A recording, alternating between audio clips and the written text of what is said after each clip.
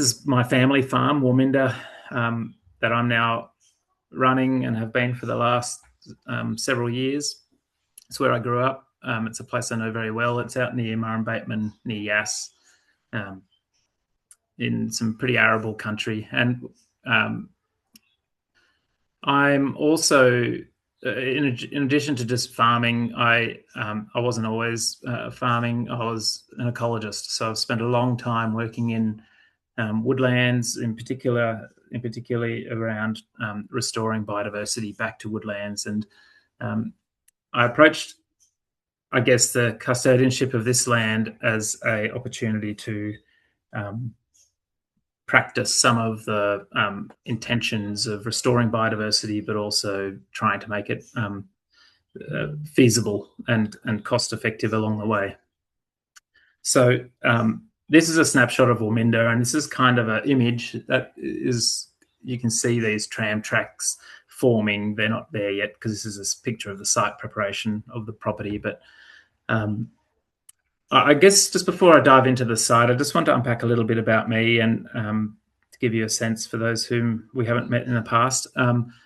So I studied woodland ecology. I conducted a PhD many years ago now, looking at how to implement government policy to improve uptake of initiatives like the carbon initiative that is current, where landholders become stewards of land, and we basically fund for the stewardship over termed agreements over time. And through that work and that experience, it drew me to walking through most of New South Wales woodlands environments, surveying for all sorts of fauna for about 10 years. And over that time, I suppose I sort of put in stark contrast the challenge we have in southeastern New South Wales, particularly in this area here in the Highlands, where we've got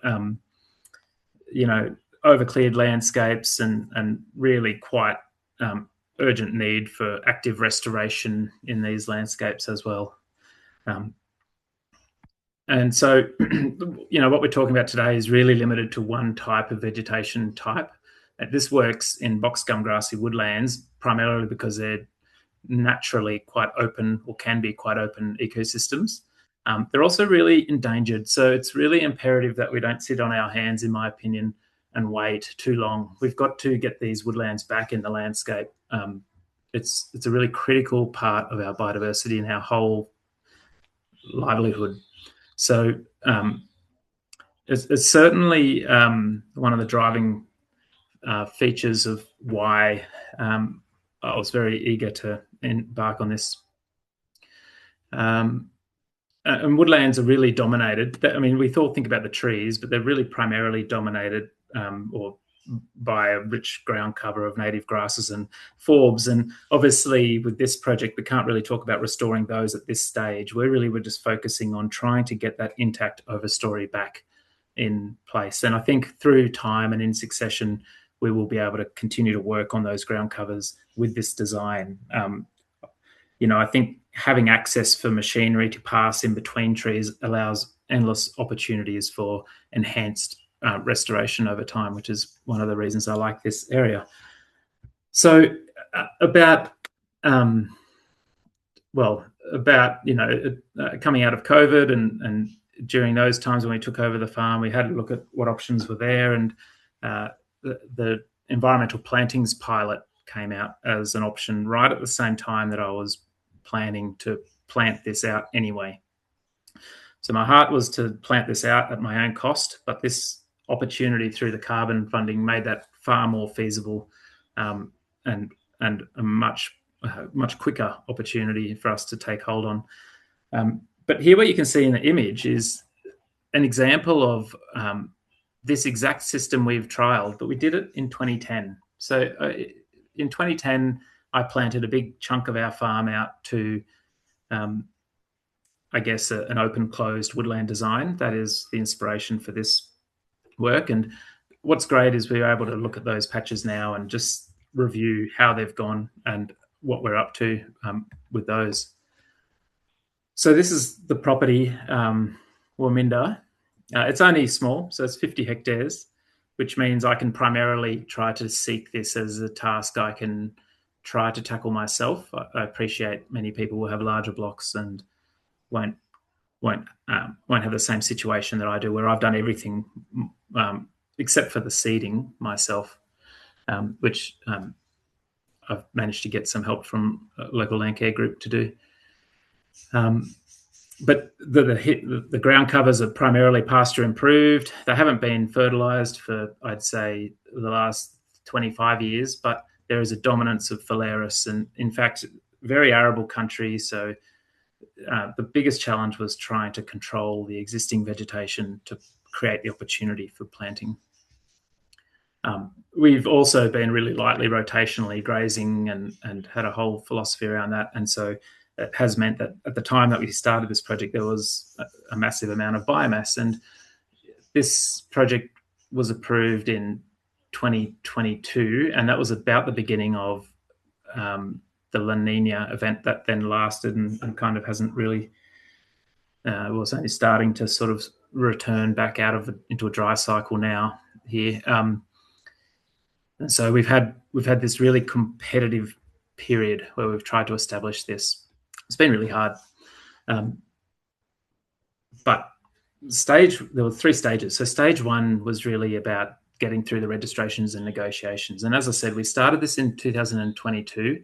There was not much guidance at all around various designs, and I became increasingly concerned about arboretum style plantings that don't match the ecology and that create threats and problems for landholders, and reduce the opportunity for landholders to undertake actual farming activities that many would want to continue to do, such as grazing in these landscapes. So I had a very extensive set of conversations with the Clean Energy Regulator around this particular design, and we robustly thrashed out, I guess, the principles of the Act and also of the legislation, but also then what I was planning to do on the ground. And we came to some arrangement after some time, which is what Wardy and what we're going to talk about. But there was a lot of work in this stage 1, but it's all pretty achievable. Like I said, I did it all myself, but you can certainly don't see it as a hurdle. It's definitely pretty doable. Probably the harder part for me was the site prep. I had to spend 3 years. So I've spent 3 years slashing and spraying through this thick phalaris. But and many people won't have this challenge, but what I found amazing was that with that effort, I was able to achieve it. I got a success. So I was able to get those areas back down to a colonizable state for seed. I was worried about that. The design is, for me, it worked really well because I was able to just do 2 boom spray passes on my little tractor.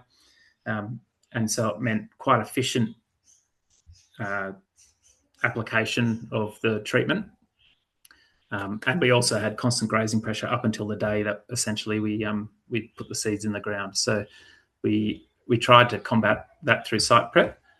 And so this is an image of the property now or then, and this is what it looks like now after that site prep and the treatment of those vegetation. And I actually, sometimes I find it hard to deal with the linear nature of the lines I've drawn. That's purely an efficiency thing. It's simply so that the long-term goal is the entire property is scattered with trees, and I fully accept that some parts of the property will not grow trees at the same densities that other parts will. So we'll end up with quite a scattered and nice approach in the end.